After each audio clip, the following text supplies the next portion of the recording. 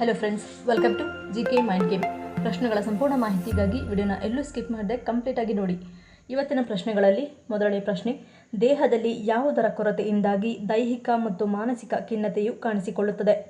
Options: A ಬಿಳಿ ರಕ್ತ ಕಣ, B plasma, C vitamin B12, D ಆಮ್ಲಜನಕ.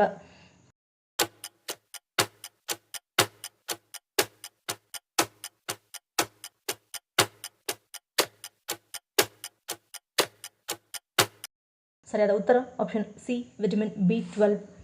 ವಿಟಮಿನ್ B12 ದೇಹಕ್ಕೆ ಬೇಕಾದ ಒಂದು ಮಹತ್ವದ ವಿಟಮಿನ್ ಆಗಿದ್ದು, ಇದು ದೇಹಕ್ಕೆ ವಿವಿಧ ರೀತಿಯಲ್ಲಿ ಸಹಕಾರಿ. ಇದರ ಕೊರತೆಯಿಂದ ನರಗಳ ಸಮಸ್ಯೆ, ಸುಸ್ತು, ತಲೆನೋವು, ಸ್ನಾಯು ಸೆಳೆತ ಮತ್ತು ದೌರ್ಬಲ್ಯದಂತಹ ದೈಹಿಕ ಸಮಸ್ಯೆಗಳ ಜೊತೆಗೆ ಮಾನಸಿಕ ಖಿನ್ನತೆಯು ಕಾಣಿಸಿಕೊಳ್ಳುತ್ತದೆ. ಎರಡನೇ ಪ್ರಶ್ನೆ, ಯಾವುದನ್ನು ಸೇವಿಸುವುದರಿಂದ ಕೀಲು ನೋವಿಗೆ ಕಾರಣವಾಗುವ ಯೂರಿಕ್ ಆಸಿಡ್ ಕರಗಿ ದೇಹದಿಂದ ಹೊರಬರುತ್ತದೆ? ಆಪ್ಷನ್ಸ್: ಎ ಪುದೀನ, ಬಿ ದೊಡ್ಡಪತ್ರೆ, ಸಿ ಶತಾವರಿ, ಡಿ ಬಜೆ.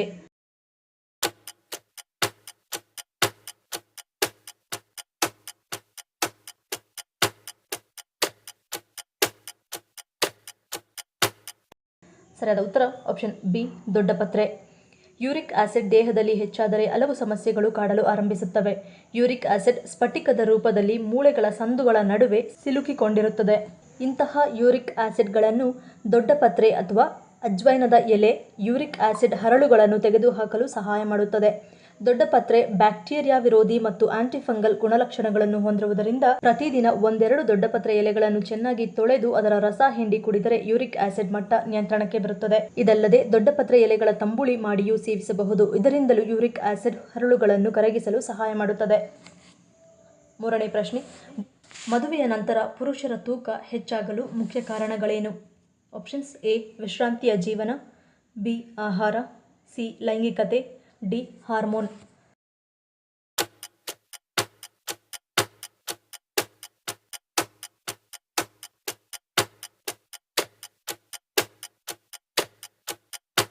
ಸರಿಯಾದ ಉತ್ತರ ಆಪ್ಷನ್ ಎ ಮತ್ತು ಬಿ. ಮದುವೆಯ ನಂತರ ಮಹಿಳೆಯರು ಅನೇಕ ಕಾರಣಗಳಿಂದ ತೂಕ ಹೆಚ್ಚಳವನ್ನು ಅನುಭವಿಸುವುದು ಸಾಮಾನ್ಯ. ಆದರೆ ಕೆಲವು ಸಂಶೋಧನೆಗಳ ಪ್ರಕಾರ ಪುರುಷರ ಬೊಜ್ಜಿನ ಪ್ರಮಾಣವು 2.5% ಹೆಚ್ಚಾಗುತ್ತದೆ. ಇದಕ್ಕೆ ಕಾರಣವೆಂದರೆ ದಂಪತಿಗಳು ಮೊದಲ ಕೆಲವು ದಿನಗಳಲ್ಲಿ ಶಾಂತ ಜೀವನವನ್ನು ನಡೆಸುವುದು. ವೈವಾಹಿಕ ಜೀವನದ ಆರಂಭದ ದಿನಗಳನ್ನು ಈ ಆರಾಮ ಮತ್ತು ಅತಿಯಾದ ವಿಶ್ರಾಂತಿ ಮತ್ತು ಆನಂದಿಸುವುದರಿಂದಲೂ ತೂಕ ಹೆಚ್ಚಾಗುತ್ತದೆ. ಅಲ್ಲದೆ ಅತಿಯಾದ ಹೊರಗಡೆಯ ಊಟ ಮತ್ತು ನೆಂಟರುಗಳ ಮನೆಯಲ್ಲಿ ಸೇವಿಸುವ ವಿವಿಧ ರೀತಿಯ ಭಕ್ಷ್ಯಗಳು ಮದುವೆಯಾದ ಪುರುಷರ ತೂಕ ಹೆಚ್ಚಾಗಲು ಕಾರಣವಾಗುತ್ತದೆ. ಐದನೇ ಪ್ರಶ್ನೆ, ಯಾವ ರಾಶಿಯವರು ಮುತ್ತು ಧರಿಸುವುದರಿಂದ ಜೀವನದಲ್ಲಿ ನಾನಾ ರೀತಿಯ ಸಮಸ್ಯೆಗಳನ್ನು ಅನುಭವಿಸಬೇಕಾಗುತ್ತದೆ? ಆಪ್ಷನ್ಸ್: ಎ ಮಿಥುನ, ಬಿ ಮಕರ, ಸಿ ಕುಂಭ, ಡಿ ವೃಷಭ.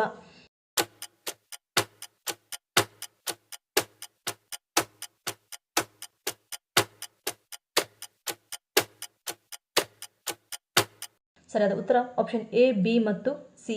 ಮಿಥುನ ರಾಶಿಯವರು ಮುತ್ತು ಧರಿಸುವುದರಿಂದ ನಿಮ್ಮ ಉದ್ಯೋಗ ರಂಗದಲ್ಲಿ ಸಮಸ್ಯೆಗಳನ್ನು ಎದುರಿಸಬೇಕಾಗುತ್ತದೆ.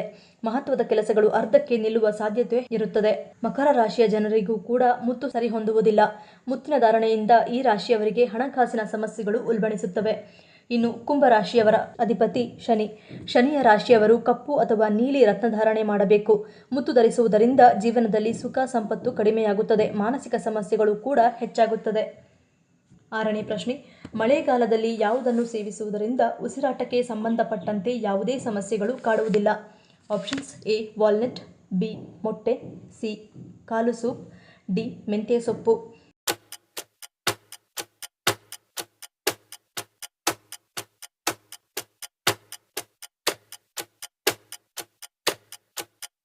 ಸರಿಯಾದ ಉತ್ತರ ಆಪ್ಷನ್ ಎ ವಾಲ್ನಟ್. ವಾಲ್ನಟ್ ಬೀಜಗಳನ್ನು ಮಳೆಗಾಲದಲ್ಲಿ ಸೇವಿಸುವುದರಿಂದ ನಮ್ಮ ಉಸಿರಾಟಕ್ಕೆ ಸಂಬಂಧಪಟ್ಟಂತೆ ಯಾವುದೇ ಸಮಸ್ಯೆಗಳು ಕಾಡುವುದಿಲ್ಲ. ಉದಾಹರಣೆಗೆ ಅಸ್ತಮಾ, COPD ಇತ್ಯಾದಿ. ಏಕೆಂದರೆ ಉಸಿರಾಟ ವ್ಯವಸ್ಥೆಯ ತೊಂದರೆಗೆ ಕಾರಣವಾಗಿರುವ ಸೂಕ್ಷ್ಮಾಣುಗಳನ್ನು ಇದು ನಾಶಪಡಿಸುತ್ತದೆ. ಏಳನೇ ಪ್ರಶ್ನೆ, ಇತ್ತೀಚೆಗೆ ಮಕ್ಕಳಾಗದಿರಲು ದಂಪತಿಗಳಲ್ಲಿ ಕಾಣುವ ಪ್ರಮುಖ ಕಾರಣಗಳೇನು? ಆಪ್ಷನ್ಸ್: ಎ ವಯಸ್ಸು, ಬಿ ಅಧಿಕ ತೂಕ, ಸಿ PCOD, ಡಿ ಮೇಲಿನ ಎಲ್ಲವೂ.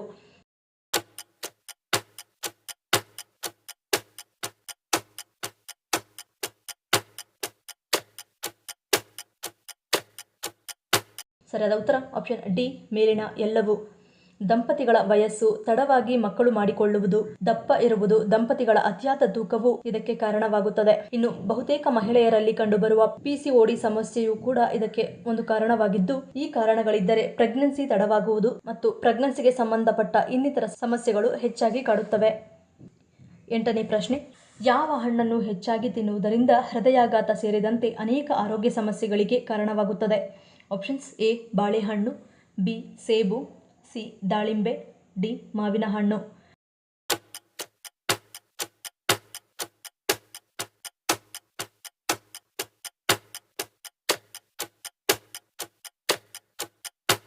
ಸರಿಯಾದ ಉತ್ತರ ಆಪ್ಷನ್ ಎ ಬಾಳೆಹಣ್ಣು. ಹೆಚ್ಚು ಬಾಳೆಹಣ್ಣುಗಳನ್ನು ತಿನ್ನುವುದು ಹೈಪರ್ಕೆಲೆಮಿಯಾಕ್ಕೆ ಕಾರಣವಾಗುತ್ತದೆ. ಇದು ದೇಹದಲ್ಲಿ ಹೆಚ್ಚು ಪೊಟ್ಯಾಷಿಯಂ ಇದ್ದಾಗ ಸಂಭವಿಸುವ ಸ್ಥಿತಿಯಾಗಿದೆ. ಇದು ಹೃದಯಾಘಾತ ಸೇರಿದಂತೆ ಗಂಭೀರ ಆರೋಗ್ಯ ಸಮಸ್ಯೆಗಳಿಗೆ ಕಾರಣವಾಗುತ್ತದೆ. ದಿನಕ್ಕೆ 18 ಗ್ರಾಂಗಿಂತ ಹೆಚ್ಚು ಪೊಟ್ಯಾಷಿಯಂ ಸೇವಿಸುವುದರಿಂದ ಹೈಪರ್ಕೆಲೆಮಿಯಾ ಉಂಟಾಗುತ್ತದೆ. ಇನ್ನು ಬಾಳೆಹಣ್ಣಿನಲ್ಲಿರುವ ಪಿಷ್ಟವು ಅಧಿಕವಾಗಿದ್ದು ಇದು ದಂತಕ್ಷಯಕ್ಕೆ ಕಾರಣವಾಗುತ್ತದೆ. ಹೆಚ್ಚುವರಿಯಾಗಿ ಬಾಳೆಹಣ್ಣುಗಳು ಅಲರ್ಜಿಯ ಪ್ರತಿಕ್ರಿಯೆಗಳಾದ ಗಂಟಲಿನ ತುರಿಕೆ, ಅಜೀರ್ಣ, ಸೆಳೆತ, ಅತಿಸಾರ, ವಾಂತಿ, ಊದಿಕೊಂಡ ತುಟಿಗಳು ಹಾಗೂ ಉಬ್ಬಸಕ್ಕೆ ಕಾರಣವಾಗುತ್ತದೆ. ಹೀಗಾಗಿ ಆರೋಗ್ಯಕರ ಸಮತೋಲಿತ ಆಹಾರದ ಭಾಗವಾಗಿ ಬಾಳೆಹಣ್ಣುಗಳನ್ನು ಮಿತವಾಗಿ ತಿನ್ನಬೇಕು. ಸೂಕ್ಷ್ಮ ಹಲ್ಲುಗಳು ಮತ್ತು ವಸಡುಗಳು ಯಾವುದರ ಕೊರತೆಯನ್ನು ಸೂಚಿಸುತ್ತವೆ? Options: A vitamin A, B vitamin D, C calcium, D vitamin B6.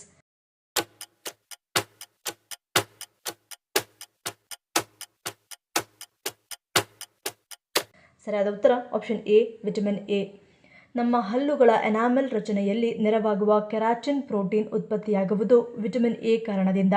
ಸೂಕ್ಷ್ಮ ಹಲ್ಲುಗಳು ಅಥವಾ ವಸಡುಗಳು ವಿಟಮಿನ್ ಎ ಕೊರತೆಯನ್ನು ಸೂಚಿಸುತ್ತವೆ. ಹಾಗಾಗಿ ವಿಟಮಿನ್ ಎ ಹೆಚ್ಚಾಗಿರುವ ಆಹಾರಗಳನ್ನು ಸೇವಿಸುವುದು ಉತ್ತಮ.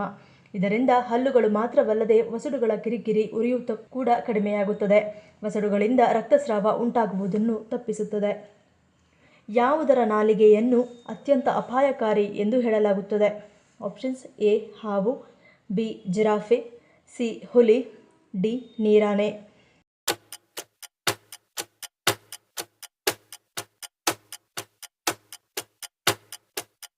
ಸರಿಯಾದ ಉತ್ತರ ಆಪ್ಷನ್ ಸಿ ಹುಲಿ. ಹುಲಿಯ ನಾಲಿಗೆ ಎಷ್ಟು ಪ್ರಬಲವಾಗಿದೆ ಎಂದರೆ ಅದು ಗೋಡೆಗಳಿಂದ ಬಣ್ಣವನ್ನು ತೆಗೆದುಹಾಕುತ್ತದೆ ಮತ್ತು ಅದರ ಬೇಟೆಯ ಮಾಂಸದಿಂದ ಚರ್ಮವನ್ನು ತೆಗೆದುಹಾಕಲು ಸಹಾಯ ಮಾಡುತ್ತದೆ. ಮನುಷ್ಯರ ನಾಲಿಗೆಯ ನಂತರ ಹುಲಿಯ ನಾಲಿಗೆಯನ್ನು 2ನೇ ಅತ್ಯಂತ ಅಪಾಯಕಾರಿ ಎಂದು ಹೇಳಲಾಗುತ್ತದೆ. ಭಾರತದ ಯಾವ ರಾಜ್ಯದಲ್ಲಿರುವ ಶಿವ ದೇವಾಲಯವನ್ನು ಛೋಟಾ ಕಾಶಿ ಎಂದು ಕರೆಯಲಾಗುತ್ತದೆ? Options: A Tamil Nadu, B Jammu Kashmir, C Karnataka, D Madhya Pradesh.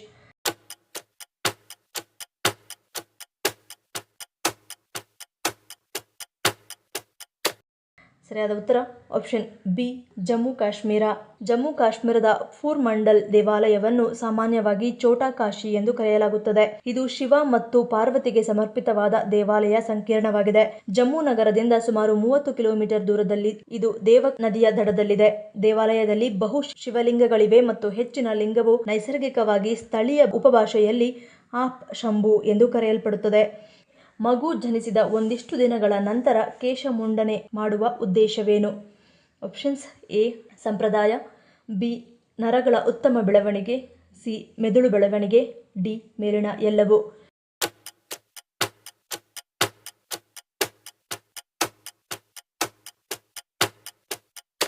ಸರಿಯಾದ ಉತ್ತರ ಆಪ್ಷನ್ ಡಿ ಮೇಲಿನ ಎಲ್ಲವೂ. ಮಗು ಜನಿಸಿದ ಒಂದಿಷ್ಟು ದಿನಗಳ ಬಳಿಕ ಮುಂಡನ ಮಾಡುವುದು ಕಡ್ಡಾಯವಾಗಿರುತ್ತದೆ. ಹೀಗೆ ಮಾಡುವುದರಿಂದ ಆ ಮಗುವಿನ ಪೂರ್ವ ಜನ್ಮದ ಪಾಪಗಳು ತೊಳೆದು ಹೋಗುತ್ತದೆ ಎನ್ನುವ ನಂಬಿಕೆ ಇದೆ.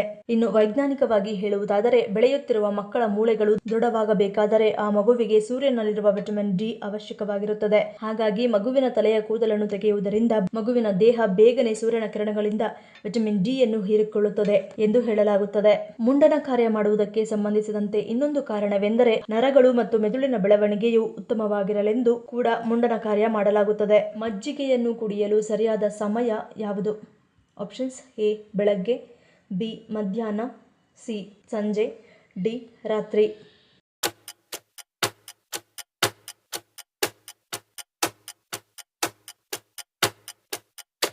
ಸರಿಯಾದ ಉತ್ತರ ಆಪ್ಷನ್ ಎ ಮತ್ತು ಬಿ. ಮಜ್ಜಿಗೆಯನ್ನು ಬೆಳಗ್ಗೆ ಅಥವಾ ಊಟದ ನಂತರ ಸೇವಿಸುವುದು ಉತ್ತಮ. ಇದು ಜೀರ್ಣಕ್ರಿಯೆಯನ್ನು ಸುಧಾರಿಸುತ್ತದೆ ಮತ್ತು ದೇಹಕ್ಕೆ ಸಾಕಷ್ಟು ಶಕ್ತಿಯನ್ನು ನೀಡುತ್ತದೆ. ಮಜ್ಜಿಗೆ ನೈಸರ್ಗಿಕ ಕಡಿಮೆ ಕ್ಯಾಲೋರಿ ದ್ರವವಾಗಿದ್ದು ಅದು ದೇಹಕ್ಕೆ ಸಂಪೂರ್ಣ ಪೋಷಕಾಂಶಗಳನ್ನು ಒದಗಿಸುತ್ತದೆ. ನಿಮ್ಮ ಆರೋಗ್ಯದ ಅಗತ್ಯಗಳಿಗೆ ಅನುಗುಣವಾಗಿ ಮಜ್ಜಿಗೆಯ ಸೇವನೆಯ ವಿಧಾನವನ್ನು ಆರಿಸಿಕೊಳ್ಳುವುದು ಆರೋಗ್ಯಕರ. ಈ ಪ್ರಶ್ನೆಗಳಲ್ಲಿ ನೀವು ಎಷ್ಟು ಪ್ರಶ್ನೆಗಳಿಗೆ ಸರಿ ಉತ್ತರವನ್ನು ಕೊಟ್ಟರಿ ಅನ್ನೋದನ್ನು ಕಮೆಂಟ್ ಮಾಡಿ ತಿಳಿಸಿ.